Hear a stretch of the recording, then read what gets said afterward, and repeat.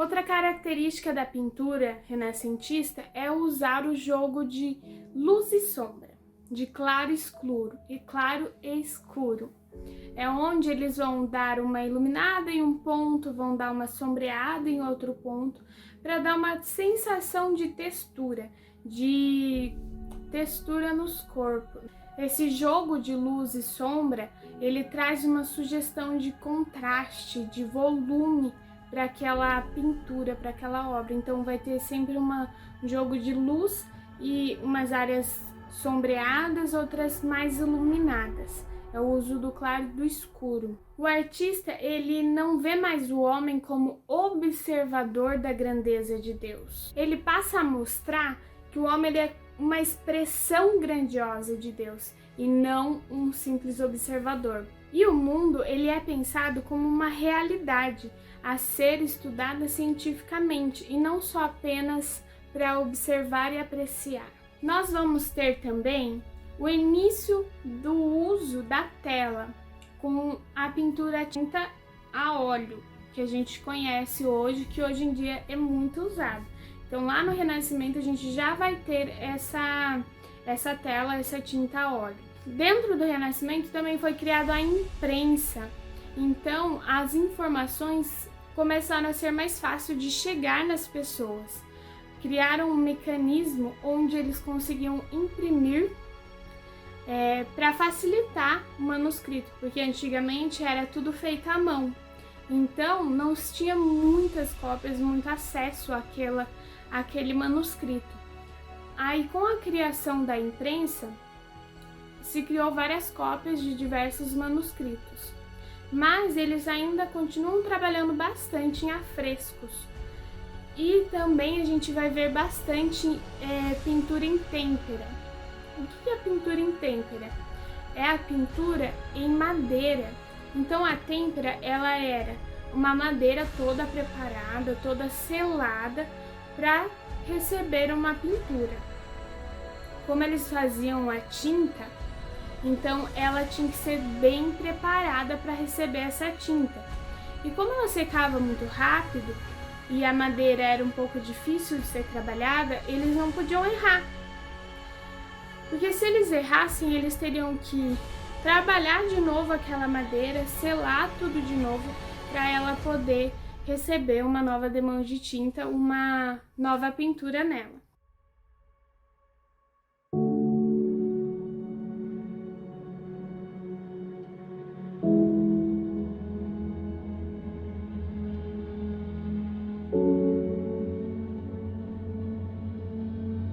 E também nós vamos ter surgimento de artistas diferentes um do outro. Então cada um tinha seu ideal, seu estilo. Muitos pegavam, aprendiam uns com os outros. Então sim, a gente tinha vários detalhes um dos outros parecidos, mas havia muito individualismo, porque cada um tinha o seu ideal de pintura, seu individualismo de pintura. Então, dentro das pinturas, nós vamos ver artistas, grandes artistas. Primeiro deles, a gente vai falar do Giotto. O Giotto, ele é bastante conhecido como o pai do Renascimento. Então, ele que abriu caminhos para o Renascimento. Ele que iniciou todo aquele estudo, ele que começa a trazer um ar mais humanizado nas pinturas, sendo elas pessoas divinas ou não. Então tem um ar mais humanizado, mais humanístico dentro da pintura, que é uma característica bem forte do Renascimento.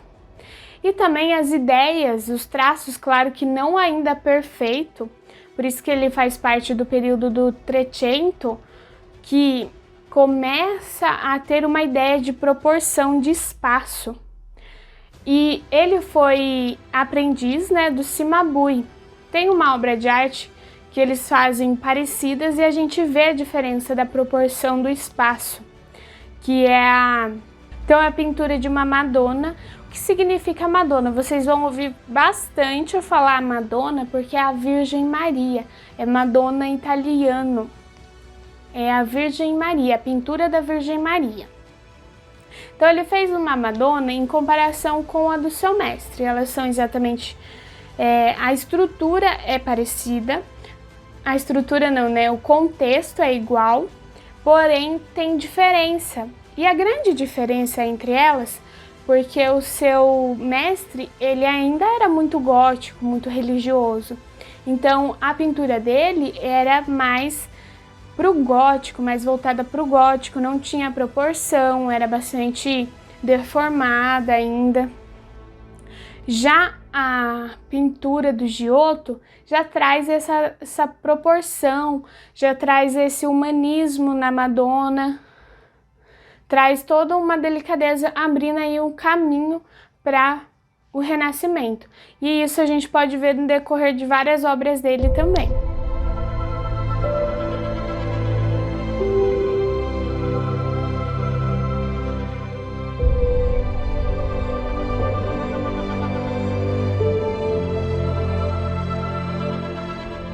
Junto do Giotto, nós temos também o Jan van Eyck, que foi um dos primeiros, né, artistas da nova geração, né, do início do Renascimento, que também pintou vários, teve aí seus traços renascentistas de proporção e começou a pintar quadros do cotidiano, do dia a dia, das pessoas que começaram a encomendar. Um deles é o Casal, que é um casal que eles acabaram de casar e tinham um problema que a mulher não podia engravidar. Então eles mandaram encomendaram um quadro para o Jan van Eyck, que também marca aí o início do Renascimento no Trecento.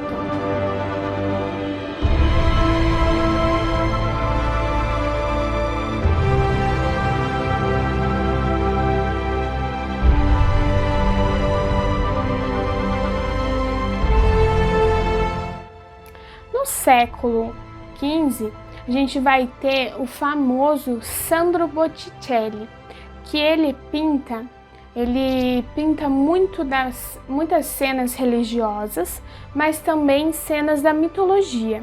Ele busca a mitologia greco-romana, traz, né, para o período e começa a pintar sobre essa mitologia e também sobre muitas cenas religiosas também. Então ele faz tanto mitologia quanto religioso, que também às vezes a igreja encomendava e como era a forma dele ganhar dinheiro, então ele fazia também. E uma das mais famosas de Botticelli é o nascimento da Vênus, da deusa Vênus.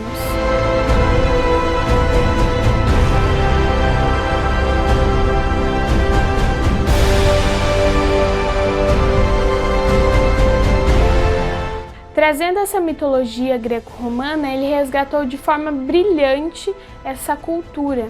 Trouxe uma história toda num quadro da Vênus, que é uma deusa romana, e vários seres da mitologia greco-romana dentro do quadro também. E as suas pinturas eram marcadas por um grande realismo, linhas suaves, movimentos suaves e cores muito vivas, cores fortes, vivas. Por isso, as figuras humanas são belas, porque elas manifestam graça divina. Isso que ele pensava. Então, ele era muito, muito religioso. Então, ele retratava, né, o humanismo como graça divina. E, ao mesmo tempo, era muito melancólico, porque acredita-se que o ser humano perdeu esse dom divino de Deus.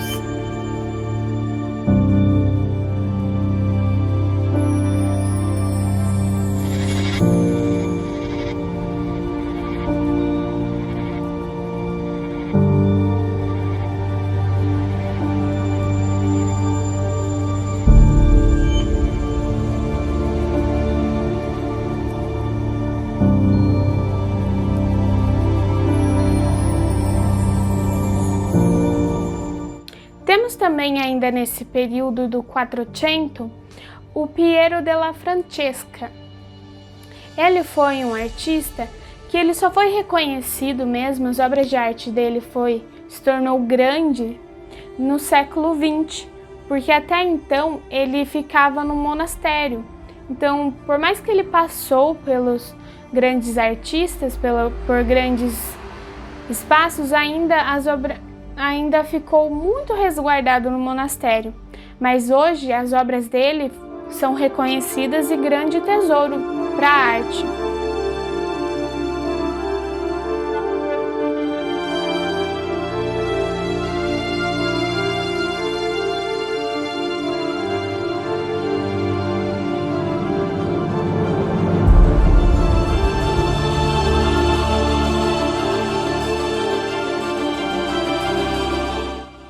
E agora a gente vai falar do período das tartarugas ninjas. É engraçado falar isso, mas que para quem conhece, para quem já sabe, a gente conhece as tartarugas como inspirações dos grandes artistas renascentistas.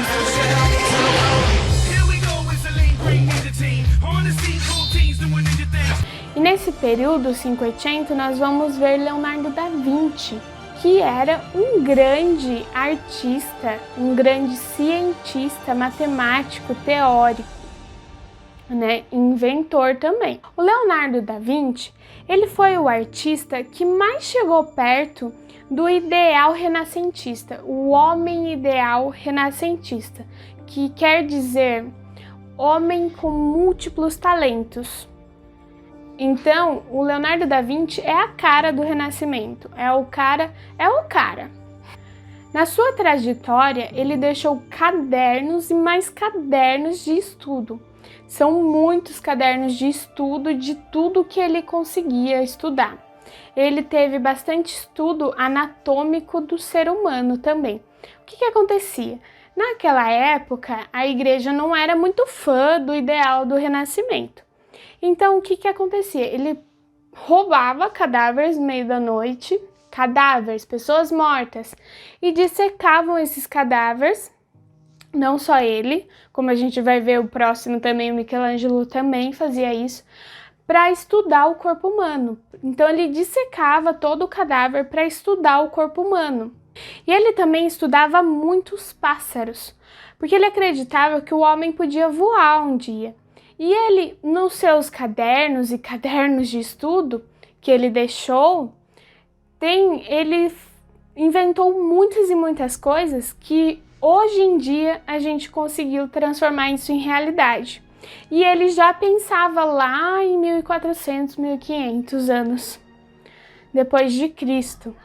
E a gente só conseguiu tornar isso realidade agora, para vocês terem uma noção. Ele já era inventor e ele estudava muito, eles apreciavam o conhecimento, o aprender. Por sua busca constante em busca do conhecimento, por suas pesquisas, ele não deixou uma grande quantidade de obras de arte. Porém, ele deixou muitos estudos e as obras que ele deixou são muito conhecidas, muito místicas pelo conhecimento que ele tinha. O povo acredita hoje que há muitos mistérios dentro das obras dele.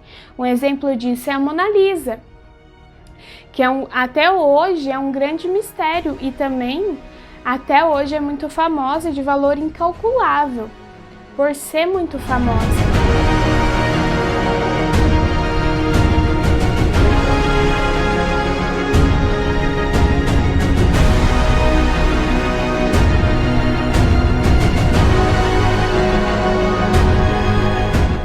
E por mais que ele não tenha deixado grandes quantidades de obra, é incontestável sua genialidade, o seu domínio da luz e da sombra, a construção piramidal de uma estrutura de escultura ou dentro da pintura mesmo. E também uma outra obra muito importante que a gente vê, que é a do Leonardo da Vinci, que também as pessoas criam várias e várias teorias, é a Última Ceia, que ele pintou para o refeitório de uma igreja de Santa Maria em Milão.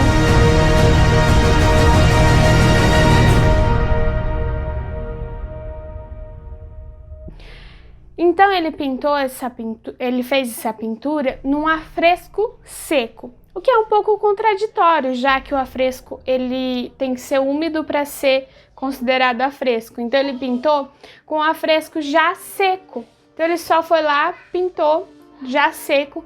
Então essa pintura ela começou a se deteriorar muito cedo. E então começou-se a fazer várias restaurações. E dentro das restaurações eles fazem do jeito que eles acham que eles estão entendendo. Então há um monte de contradições dentro dessa pintura de mistérios.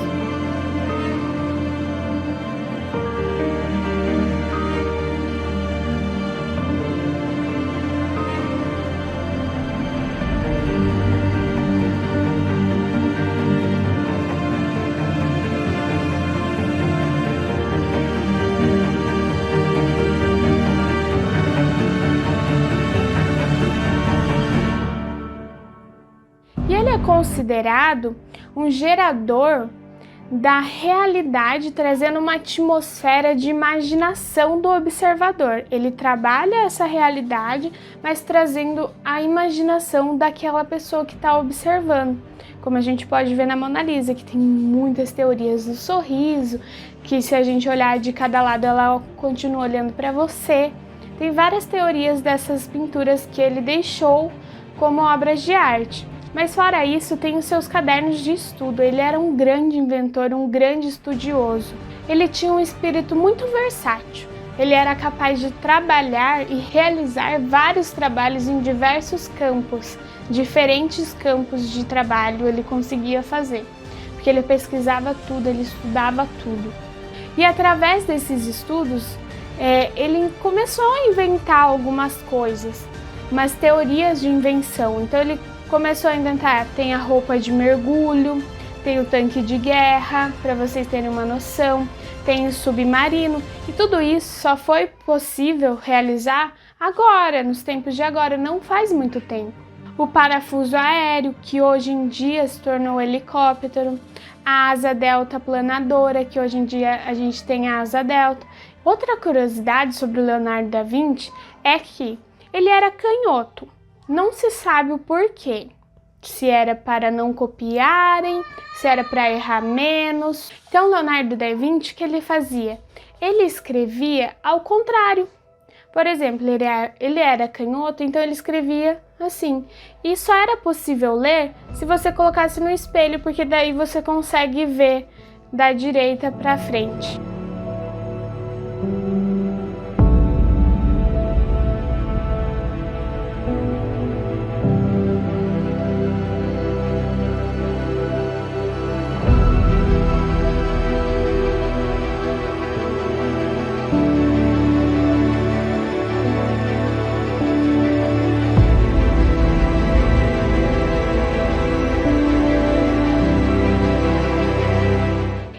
Deixando um pouquinho o nosso ilustre Da Vinci um pouco de lado, vamos falar do Michelangelo, que é a outra tartaruga.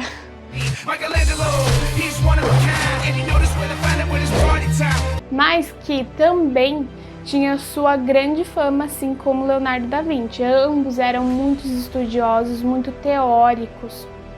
Só que o Michelangelo, ele foi adotado por uma família de escultores. Então, desde muito cedo, ele criou paixão pela escultura.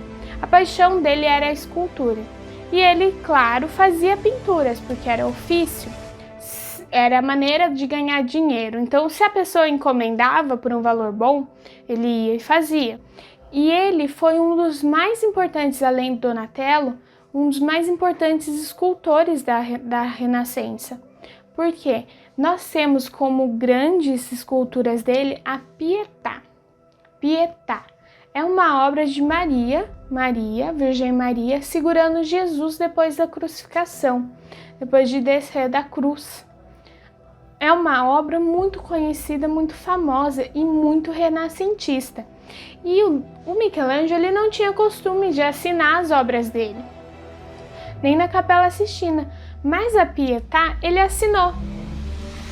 E ele, por vir de uma família que mexia, com esculturas, ele tinha o costume de cortar a pedra, escolher a pedra, e ele falava que a escultura estava lá dentro. Ele só tirava os restos daquela escultura, mas que a escultura já estava lá. O desenho da escultura já estava lá. ele só tirava os restos.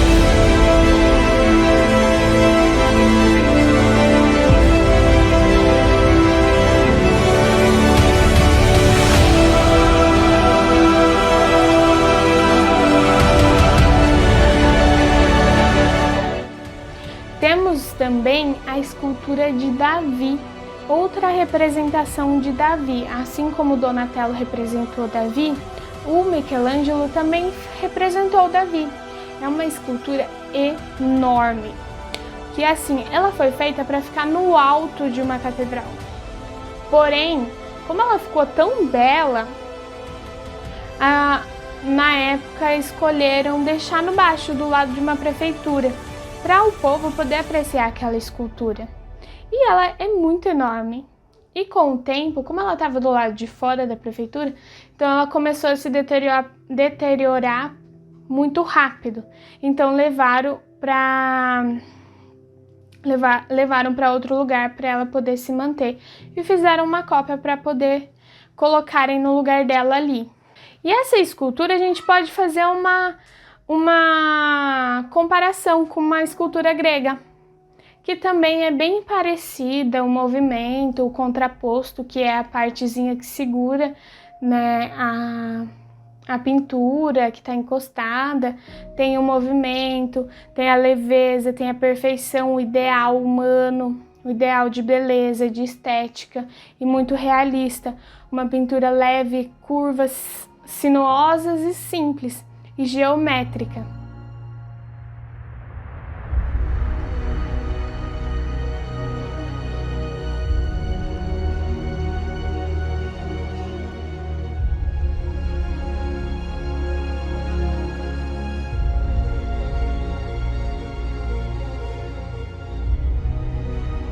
E tem também a Pietà di Rondanini, que está num castelo de Sfosa, em Milão. É outra escultura muito famosa do Michelangelo.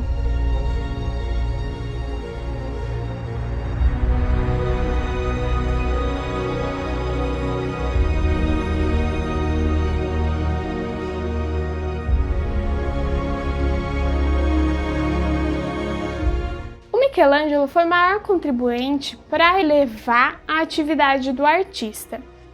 Ele acreditava que a criatividade era uma inspiração divina que eles tinham. E numa época ele quebrou todas as normas. Entre 1508 a 1512, ele pintou todo o teto da Capela Sistina. Todo o teto. Então são 9 cenas do Antigo Testamento, mais as profetisas, que são várias do lado, e também o juízo final. Foi as maiores obras pintadas dele. Foi a maior obra de pintura que ele fez.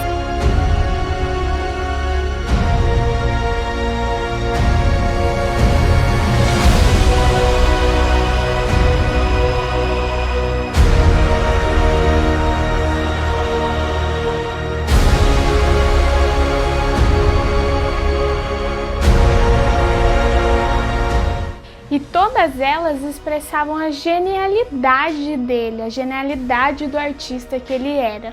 E temos aí, assim, como mais conhecida dentre essas cenas, a criação de Adão, a criação do homem, aquela obra famosa que todo mundo conhece, que é onde Deus está quase tocando o dedo do homem, de Adão. E se a gente reparar nessa obra, a figura de Deus ela é representada por um homem mais velho, Adão um homem mais jovem, e todo o contexto onde Deus está tem o formato de um cérebro humano. E tem toda uma teoria em cima dessa obra de arte. E tem também o juízo final. A obra, o juízo final que ele pintou, ela foi terminada por ele 29 anos depois que ele iniciou.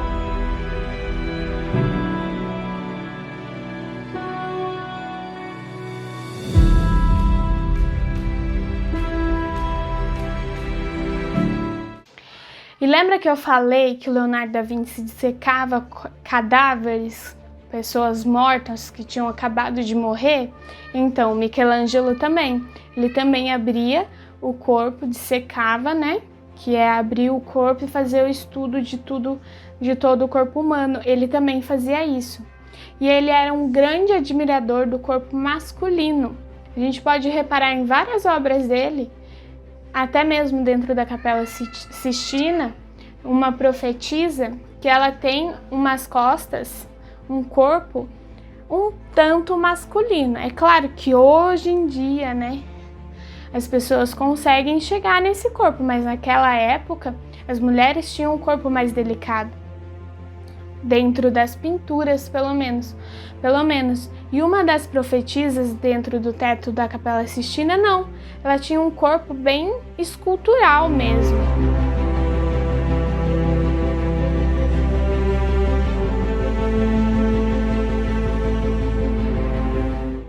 E daí a gente vai pular para o Rafael, a outra tartaruga. E assim como no desenho, o Michelangelo não gostava muito do Rafael não. Por quê? Ao mesmo tempo que ele estava pintando o teto da Capela Sistina, o Rafael foi chamado para pintar os aposentos do Papa. Então o Michelangelo pensou assim, tipo, cara, aquele pirralho foi chamado para pintar os aposentos do Papa? Porque assim, o Rafael Sanzio, ele era adorado e ele foi um pintor muito jovem. Ele foi muito jovem. Então, desde pequenininho, o seu pai, que era um pintor menos renomado, ele já ensinou a ele a base da pintura, os rudimentos da pintura. E ele foi uma das maiores figuras da escola da Alta Renascença, que foi quem? O Leonardo da Vinci, o Michelangelo e ele. Ele era o mais adorado, porque assim, o Michelangelo, ele era muito na dele. E o Leonardo da Vinci, ele estudava muito, ele demorava um pouco para entregar as suas obras, às vezes até deixava de entregar porque ele perdia aquele interesse pelo desafio que ela trazia, devido à grande genialidade dele, então ele estudava muito. E o Rafael, aos 17 anos dele, ele já era considerado mestre. Então, muito novo, ele já era mestre das artes, mestre na arte de pintar. Então, nesse período, 17 anos, ele já era um mestre independente. E aos 26 anos, ele foi chamado para pintar os aposentos do Papa, que foi na mesma época quando o Michelangelo estava pintando a Capela da Sistina. Então ele terminou de pintar os aposentos do Papa junto com o término da Capela Sistina. Ele pintou, dentro dos aposentos do Papa no Vaticano, as 4 paredes, que representam, uma representa a poesia, a outra representa a teologia, uma representa o direito, e a outra representa a filosofia. E é a parede que representa a filosofia que a gente tem aquele quadro, o afresco, que representa a perspectiva, que a gente tem uma noção muito grande da perspectiva, que é uma praça cheia de filósofos. E tem muitos filósofos. Dentro do quadro, ele representa o Michelangelo, tem até um autorretrato dele, tem Platão, Aristóteles, tem vários filósofos, Pitágoras, teóricos, que representam a filosofia, que também é um afresco muito famoso que o Rafael fez.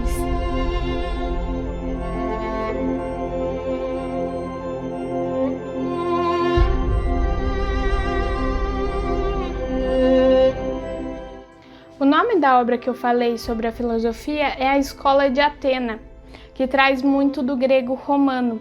A Escola de Atena, onde retrata vários filósofos. Ele morreu muito jovem, ele morreu aos 37 anos, e assim, para toda a corte que adorava ele, mergulhou num luto. Foi muito triste a partida dele, a morte do Rafael, porque todo mundo adorava ele como pessoa, era uma pessoa muito simpática que conversava com todo mundo.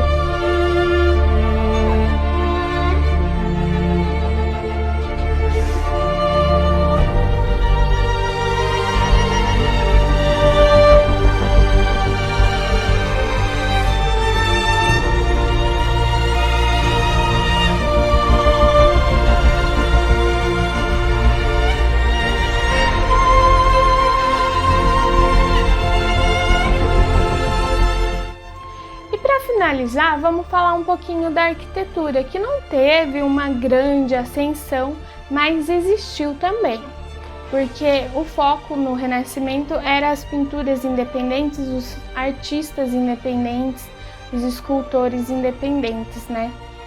Que eram todos retratados.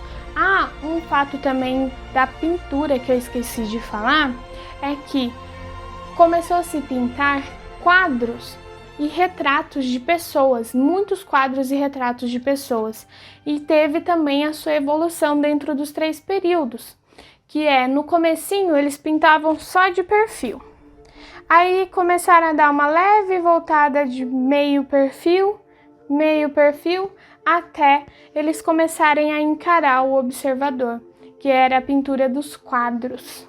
E falando de arquitetura, a gente vai falar do Filippo Brunelleschi. Ele foi um inovador da arquitetura. Foi mais importante no período renascentista, mais importante arquiteto.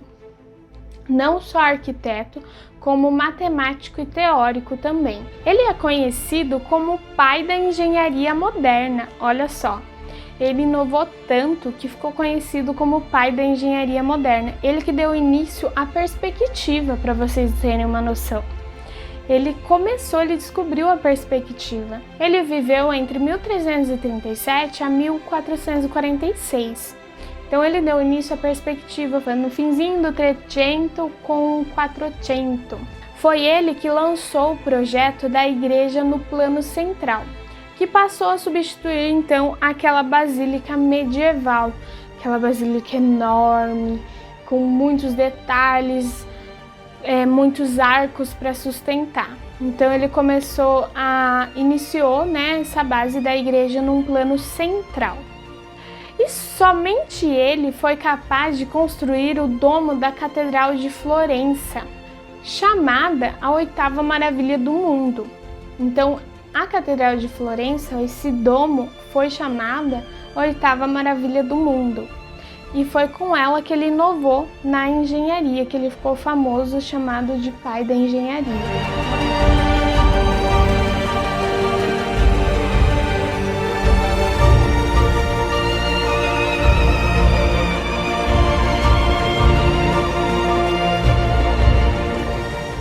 A técnica, ela constitui a construção de 2 células, uma apoiando a outra, encimadas de uma claraboia, estabilizando todo o conjunto do domo. Então esse foi o Brunelleschi. Ele foi um grande inovador da arquitetura renascentista. Nós temos também o Bramante. Ele construiu um pequeno templo em Roma, construiu esse pequeno templo no local onde São Pedro foi crucificado. Então é um templo pequeno, por mais pequeno que seja, tem toda a sua todo o plano de igreja central, né, do Renascimento, e tem o domo também, um domo parecido com o do Brunelleschi. E para finalizar, nós veremos Michelangelo novamente. Então, além de pintor e escultor, o Michelangelo também trabalhou na arquitetura. Nos seus últimos anos, o Michelangelo trabalhou na reconstrução da Basílica de São Pedro, trazendo novos estudos dentro da arquitetura. E também trabalhou com esses novos estudos dentro de uma colina, de uma praça chamada Colina Capitolina. Então ele quebrou todas as regras renascentistas para fazer essa praça. E aí que ele abre caminhos para o maneirismo e até a gente chegar no barroco, que a gente vai ver na próxima aula. Você entendeu? Ficou alguma dúvida? Se ficou, não tem problema. Só deixar aqui nos comentários que eu vou respondendo você. O mundo da arte é algo muito curioso e que precisa ser explorado. E para o nosso próximo vídeo, vamos explorar a arte maneirista, barroco e rococó. Olá, galera! Meu nome é Jaine Thaís Fogaça, eu sou professora de Educação Artística e especialista em Psicologia da Educação. Sou criadora deste projeto Explorando o Mundo da Arte e gostaria muito de agradecer a todos vocês que estão assistindo aqui comigo. E gostaria também de pedir para que vocês curtam o nosso vídeo e compartilhem com seus amigos, que é muito importante pra gente. Nos vemos no próximo vídeo, tá bom? Tchau!